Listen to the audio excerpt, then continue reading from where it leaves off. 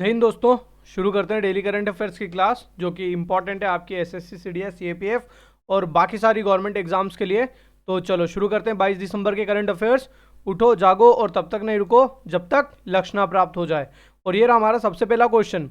Recently UNSC has pass the resolution for the first time to end violence in which country. तो UNSC, सबसे पहले UNSC के ऊपर discussion कर लेते हैं। UNSC, United Nations Security Councils. Okay, ये यूनाइटेड नेशंस के 6 जो अंग हैं उनका पार्ट है। ओके, इसका हेडक्वार्टर्स कहाँ पर है? न्यूयॉर्क। ओके, कहाँ पर है इसका हेडक्वार्टर्स? न्यूयॉर्क में। ओके, और ये बना कब था? 24 अक्टूबर। यूएन कब बना था? 24 अक्टूबर 1945 को। ओके, अब सिक्योरिटी काउंसिल की बात करें तो इसमें कितने मेंबर है? इसमें है मेंबर टोटल 15, जिसमें 5 है परमानेंट मेंबर्स और 10 है नॉन परमानेंट मेंबर्स। इंडिया क्या इसका परमानेंट मेंबर है? नहीं, इंडिया इसका एक नॉन परमानेंट मेंबर है। और दिसंबर की चेयरमैनशिप किसके पास थी? इसकी दिसंबर 2022 की चेयरमैनशिप थी इंडिया के पास में। ओके, और अगर यूएन की बात करें तो यूएन में इंडिया की परमानेंट रिप्रेजेंटेटिव कौन है? वो है रुचिरा कंबोज। ये हमारी यूएन में परमानेंट रिप्रेजेंटेटिव है। ओके, रुचिरा कंबोज। अब बात करें जो 5 परमानेंट मेंबर्स है वो कौन कौन से हैं? सबसे पहले यूएसए, रशिया, फ्रांस और China. Okay, USA, Russia, UK, France और चाइना, ये 5 परमानेंट है। और इसमें जो 10 नॉन परमानेंट मेंबर्स है उनमें से एक है इंडिया। और ये जो 5 परमानेंट मेंबर्स होते हैं इनके पास कौन सी पावर होती है? Veto power. Okay, veto power किसके पास होती है? इन 5 परमानेंट मेंबर्स के पास में। अब बात करते हैं कि एक रिजोल्यूशन पास हुआ है। रिजोल्यूशन कौन सी कंट्री के अगेंस्ट में पास हुआ है? वहां पर वायलेंस वायलेंस को रोकने के लिए। तो ये रिजोल्यूशन का किस कंट्री के अगेंस्ट में पास हुआ है? तो ये है म्यांमार। ओके, म्यांमार में मिलिट्री कू हुआ था। ओके, मिलिट्री कू हुआ था। ओके, ये मिलिट्री कू होने के बाद में तख्ता पलट हुआ था। उसके बाद वहाँ पे जो सिविल गवर्नमेंट थी वो सिविल गवर्नमेंट किसकी थी? आंग सांग सूकी की। ओके, आंग सांग सूकी। ओके, आंग सांग सूकी ये जो है इनकी गवर्नमेंट थी। और इन्हें जेल में डालकर मिलिट्री ने तख्ता पलट किया था। और वहाँ पे अभी भी मिलिट्री का ही शासन है। तो उसी के अगेंस्ट में ये रिजोल्यूशन पास हुआ है म्यांमार में। अगर यूक्रेन की बात करें तो यूक्रेन और रशिया की वॉर हो रही है। ओके, और यूक्रेन की कैपिटल क्या है? यूक्रेन की कैपिटल क्या है? कीव। ओके, कीव है यूक्रेन की कैपिटल। और यहाँ के प्रेसिडेंट कौन है? Vladimir Zelensky president. और इन्हें कौन सा मेडल मिला है? Liberty medal. Okay, liberty medal मिला है व्लादिमीर जेलेंस्की को। और इसी के साथ में इनको time person of the year भी चूज किया गया। Okay, time person of year ये भी किसे बनाया गया है? ये भी बनाया गया है व्लादिमीर जेलेंस्की को।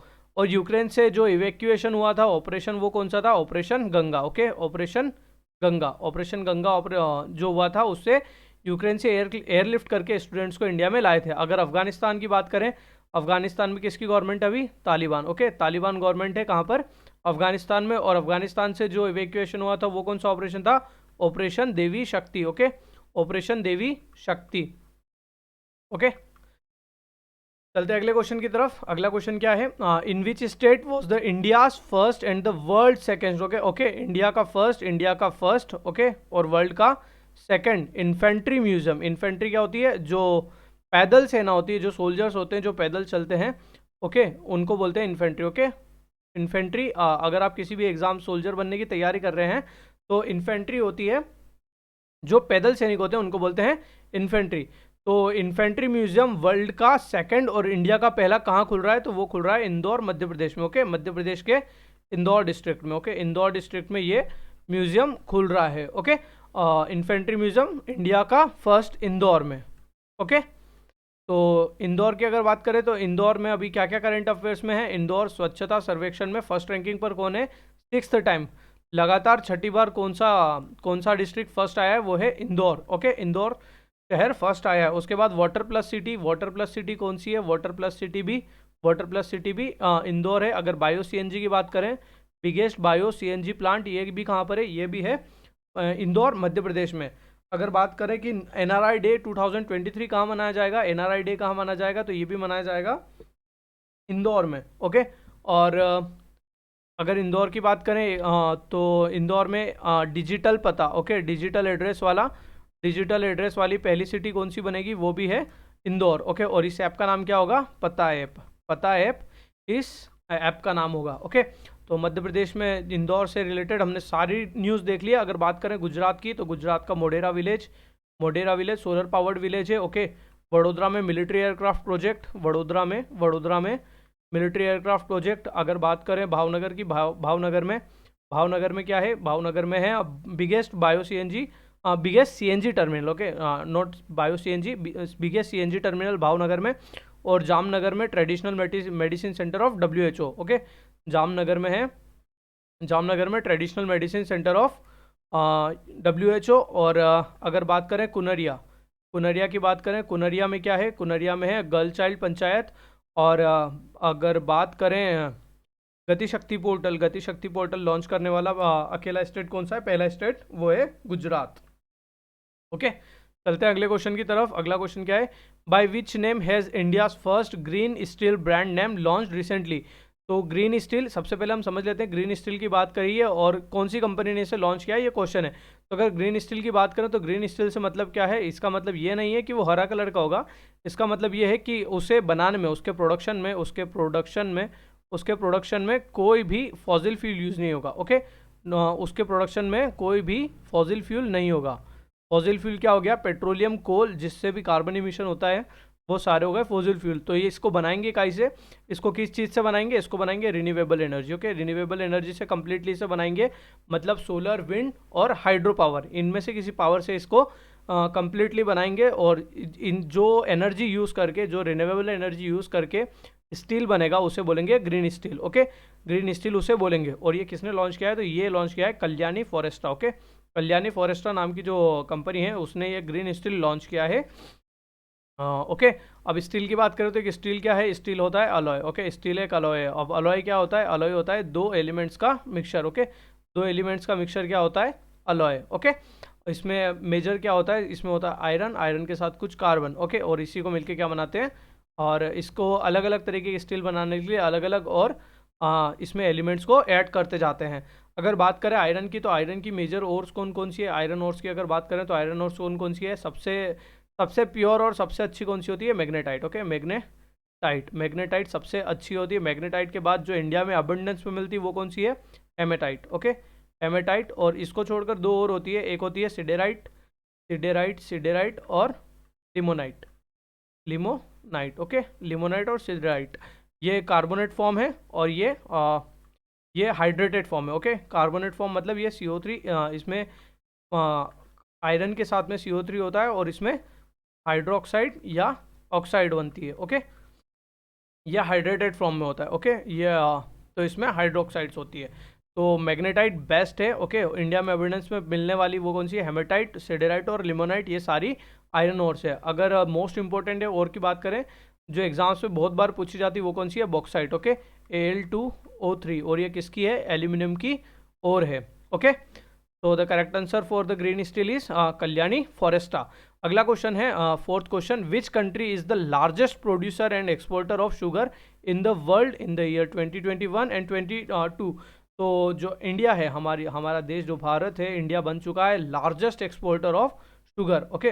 लार्जेस्ट एक्सपोर्टर ऑफ शुगर कौन बन चुका है, इंडिया, ओके। तो अगर शुगर की बात करें तो बाउल ऑफ शुगर कौन सी कंट्री को बोलते हैं, बाउल ऑफ शुगर कौन सी कंट्री को बोलते हैं, बाउल ऑफ शुगर बोलते हैं किसको, बाउल ऑफ शुगर बोलते हैं, बाउल ऑफ शुगर क्यूबा को, ओके। क्यूबा को बोलते हैं बाउल ऑफ शुगर। और अगर बाउल ऑफ राइस की बात करें, तो बाउल ऑफ राइस किस कंट्री को बोलते हैं, तो वो बोलते हैं वियतनाम, ओके। वियतनाम को बोलते हैं बाउल ऑफ राइस, ओके।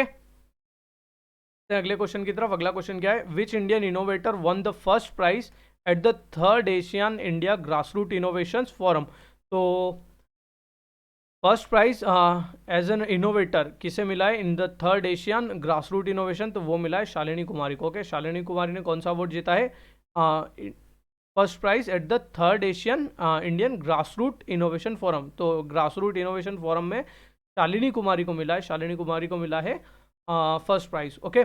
अगर एशियन की बात करें तो एशियन का फुल फॉर्म क्या है, association of south eastern Asian Nations, okay. South eastern south eastern Asian Nations. Okay, ये किसका फुल फॉर्म है? एशियान का। ओके, इसमें टोटल कितनी कंट्रीज है? 10 कंट्रीज है। क्या इंडिया इसका पार्ट है? इंडिया इसका पार्ट है? नहीं। और इन्हीं के साथ में RCEP Regional Comprehensive Economic Partnership RCEP pact sign किसने किया था? चाइना ने। क्या इंडिया ने RCEP साइन किया है? नहीं, इंडिया ने RCEP भी चाइना के एशियान के साथ में साइन नहीं किया है। ओके, और जो एशियान की मीटिंग थी, एशियान के जो for Indian Asian India Asian India जो सबमिट हुई थी, एशियन इंडिया सबमिट हुई थी, इसमें पार्टिसिपेट किसने किया था? इसमें पार्टिसिपेट किया था हमारे vice president Jagdeep Dhankhar. Okay, Dhankhar ने इसमें पार्टिसिपेट किया था। ओके, अगर बात करें दूसरे ऑर्गेनाइजेशंस की, इनकी सबमिट कहाँ कहाँ पर हुई है, तो G20 की सबमिट कहाँ पर होनी है? 2023 की, वो होगी इंडिया में। ओके, और 2022 की कहाँ हुई थी? वो हुई थी इंडोनेशिया में। ओके, अगर बात करें एससीओ की, तो एससीओ की सबमिट कहाँ हुई थी? उज्बेकिस्तान के समरकंद में। ओके, उज्बेकिस्तान समरकंद में कौन सी ऑर्गेनाइजेशन की मीटिंग हुई थी? एससीओ की। ओके, ब्रिक्स की बात करें तो ब्रिक्स की सबमिट कहाँ पे हुई थी? चाइना में। ब्रिक्स 2022 की सबमिट हुई थी चाइना में। G7 की बात करें तो कहाँ पर हुई थी? जर्मनी। G7 हुई थी जर्मनी में। COP27 कहाँ पर हुई थी? COP27 हुई थी Cairo Egypt. Okay, Cairo Egypt में हुई थी COP27 on climate change. Okay, चलते हैं अगले क्वेश्चन की तरफ। National mathematics day is celebrated on 22 दिसंबर। 22 दिसंबर को हम कौन सा डे मनाते हैं? National mathematics day. Okay, to commemorate the birth anniversary of which mathematician, तो कौन से मैथमेटिशियन की बर्थ एनिवर्सरी पे हम ये मनाते हैं नेशनल मैथमेटिक्स डे? तो ये है 22 दिसंबर को बर्थडे श्रीनिवास रामानुजन का। ओके, श्रीनिवास रामानुजन का। और इन्हीं के ऊपर बेस्ड बुक कौन सी है? The man who knew infinity. Okay, the man who knew infinity, इन्हीं के ऊपर बेस्ड एक नॉवेल है। ओके, एक बुक है। और अगर बात करें इनमें कोई और मैथमेटिशियन है? नहीं, ये हैं एम विश्वेश्वरैया, ये हैं इंजीनियर। Okay, engineer. ओके, इन्होंने हमारे देश के बहुत सारे डैम्स डिज़ाइन किए थे, और इन्हीं के बर्थडे पर हम मनाते हैं national engineers day. Okay, national engineers day इन्हीं के बर्थडे पे मनाते हैं 15 सितंबर को। ओके, 15 सितंबर को। ओके, अगर विधान चंद्र रॉय की बात करें तो ये है डॉक्टर। ओके, ये डॉक्टर थे ये डॉक्टर विधान चंद्र रॉय, और 1 जुलाई को इनका बर्थडे था। ओके, और 1 जुलाई को हम क्या मनाते हैं? National doctors day. अगर डेज की बात हुई है तो दिसंबर के इंपॉर्टेंट डेज, 1 दिसंबर को क्या मनाते हैं? Ads day. ओके, 1 दिसंबर को मनाते हैं एड्स डे। ओके, 5 दिसंबर को क्या मनाते हैं? सॉइल डे कब मनाते हैं? 5 दिसंबर को। अगर 10 दिसंबर की बात करें तो 10 दिसंबर को क्या मनाते हैं? 10 दिसंबर को है human rights day. Okay, human rights day मनाते हैं। और ह्यूमन राइट्स डे क्यों मनाते हैं? क्योंकि इसी दिन United Nations human right declaration pass हुआ था। उसके बाद 24th को हम क्या मनाते हैं, और 25th को क्या मनाते हैं? 24th को है कंज्यूमर्स डे। ओके, 24th को है कंज्यूमर्स डे, और 25th को क्या है? 25th को है गुड गवर्नेंस डे। ओके, और इसी के साथ में 26th को एक नया डे मनाएंगे जो इसी साल से चालू होगा, वीर बाल दिवस। ओके, वीर बाल दिवस कब से मनाएंगे? इसी साल से 26 दिसंबर को। चलते हैं अगले क्वेश्चन की तरफ। Who has recently been made the chairman of the Atomic Energy Regulatory Board? Okay, तो Atomic Energy Regulatory Board का चेयरमैन किसे बनाया गया है? वो है दिनेश कुमार शुक्ला। ओके, ये फैक्चुअल क्वेश्चन है, ये सीधे याद रख सकते हैं, लेकिन इसका अभी डिस्कशन करेंगे वो इंपॉर्टेंट होगा। दिनेश कुमार शुक्ला, अगर दिनेश कुमार शुक्ला कौन ये बने हैं क्या? अटोमिक एनर्जी रेगुलेटरी बोर्ड के chairman. Okay, atomic energy regulatory board के चेयरमैन कौन बने हैं? वो बने हैं दिनेश कुमार शुक्ला। ओके, अगर बात करें कि न्यूक्लियर एनर्जी, वैसे न्यूक्लियर एनर्जी हम कौन सी प्रोसेस से अभी बनाते हैं, तो वो कौन सी है? Nuclear fusion. ओके, दो तरीके से बन सकती है, एक है न्यूक्लियर फ्यूजन, दूसरा क्या है? Nuclear fusion. ओके, फ्यूजन में क्या होता है? एक एटम दो छोटे एटम में डिवाइड होता है, और साथ में तीन न्यूट्रॉन और बहुत सारी एनर्जी। ओके, बहुत सारी एनर्जी देता है, और इसी एनर्जी से हम इलेक्ट्रिसिटी प्रोड्यूस करते हैं। ओके, तो ये होता है न्यूक्लियर फ्यूजन। और फ्यूजन में क्या होता है कि दो हाइड्रोजन, मेनली हाइड्रोजन एटम मिलके एक हीलियम एटम को बनाते हैं। और ये कहाँ पे यूज़ होती है? ये जो हमारा सन है, सन के अंदर ये प्रोसेस होती है, और उसी से हमें जो सूर्य की किरणें मिलती है, जितनी भी एनर्जी मिलती है वो न्यूक्लियर फ्यूजन से मिलती है। लेकिन जो रिएक्टर्स होते हैं, जो अभी हमारे कन्वेंशनल रिएक्टर्स है, उनमें न्यूक्लियर फ्यूजन यूज होता है। ओके, इसमें हाइड्रोजन यूज होता है और हाइड्रोजन से क्या बनता है, एक हीलियम एटम बनता है, 2 हाइड्रोजन एटम से हीलियम बनता है। और इसमें मेजर हम यूज़ करते हैं यूरेनियम, यूरेनियम 135 इसमें यूज़ करते हैं। Okay, uranium 235। ओके, यूरेनियम 235 को हम इसमें नॉर्मली यूज़ करते हैं। अब बात करें इंडिया के जो रिएक्टर्स है वो कहाँ कहाँ पर है, इंडिया के रिएक्टर्स हम अगर बात करें वो कहाँ कहाँ पर है, तो सबसे मेजर हम नॉर्थ टू साउथ देखेंगे, नॉर्थ टू साउथ देखेंगे, नॉर्थ टू साउथ देखेंगे। नॉर्थ टू साउथ अगर देखें हम तो सबसे पहले यूपी में है, यूपी में कौन सा है, नरोरा। ओके, यूपी में है नरोरा। उसके बाद राजस्थान में, राजस्थान में कौन सा है, राजस्थान में, राजस्थान में कौन सा है, राजस्थान में है राजस्थान में कौन सा है, रावत भाटा, रावत भाटा ये कहाँ पर है, राजस्थान में। काकरापारा है गुजरात में, काकरापारा गुजरात में है। तारापुर, तारापुर महाराष्ट्र, तारापुर महाराष्ट्र। केगा कर्नाटक, केगा कर्नाटक। और लास्ट में 2 है, एक है कल्पक्कम और एक है कुडानकुलम, ये दोनों कहाँ पर है, तमिलनाडु में। कल्पक्कम और कुडानकुलम कहाँ पर है, तमिलनाडु में। सो नरोरा, रावत भाटा, काकरापारा, तारापुर, केगा, कल्पक्कम और कुडानकुलम। अगर ऐसे याद रखोगे, ऐसे याद रखोगे नॉर्थ टू साउथ में, तो आपको स्टेट में भी डाउट नहीं होगा और याद भी आसानी से हो जाएंगे। यूपी की बॉर्डर लगती राजस्थान से, राजस्थान से गुजरात, गुजरात से महाराष्ट्र और महाराष्ट्र से कर्नाटक और कर्नाटक से तमिलनाडु। ओके, सो नरोरा, रावत भाटा, काकरापारा, तारापुर, कैगा, कुडानकुलम और कल्पक्कम, ये सारे इंडिया के न्यूक्लियर प्लांट्स हैं। और अगर बात करें अभी न्यूक्लियर फ्यूजन से किसने एनर्जी प्रोड्यूस करी थी, तो वो था यूएसए। ओके, यूएसए ने प्रोड्यूस करी थी न्यूक्लियर फ्यूजन से एनर्जी। चलते हैं अगले क्वेश्चन की तरफ।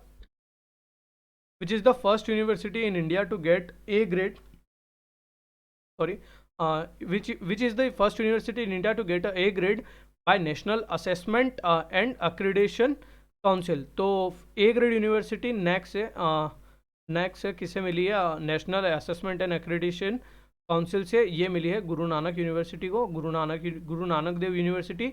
और ये कहाँ पर है, ये है अमृतसर। ओके, ये है अमृतसर में, अमृतसर पंजाब में है गुरु नानक देव यूनिवर्सिटी। और इसे ही ए ग्रेड असेसमेंट मिला है। और फर्स्ट ये पहली यूनिवर्सिटी बनी है जिसे ए ग्रेड मिला है नाक से। ओके, अगर बात करें यूनिवर्सिटीज़ की, तो अभी परम प्रवेग ये सुपर कंप्यूटर से कहाँ पर इंस्टॉल हुए हैं, हम जल्दी से देख लेते हैं। परम प्रवेग, परम अनंत, परम गंगा, परम शक्ति, परम कामरूप। ओके, परम कामरूप, ये सारे सुपर कंप्यूटर्स कहाँ पर इंस्टॉल हुए हैं, परम प्रवेग हुआ है IISc Bangalore. Okay, IISc Bangalore में। अगर परम अनंत की बात करें तो ये IIT Gandhinagar. Okay, IIT Gandhinagar में ये इंस्टॉल हुआ है। अगर परम गंगा की बात करें तो ये हुआ है IIT रुड़की।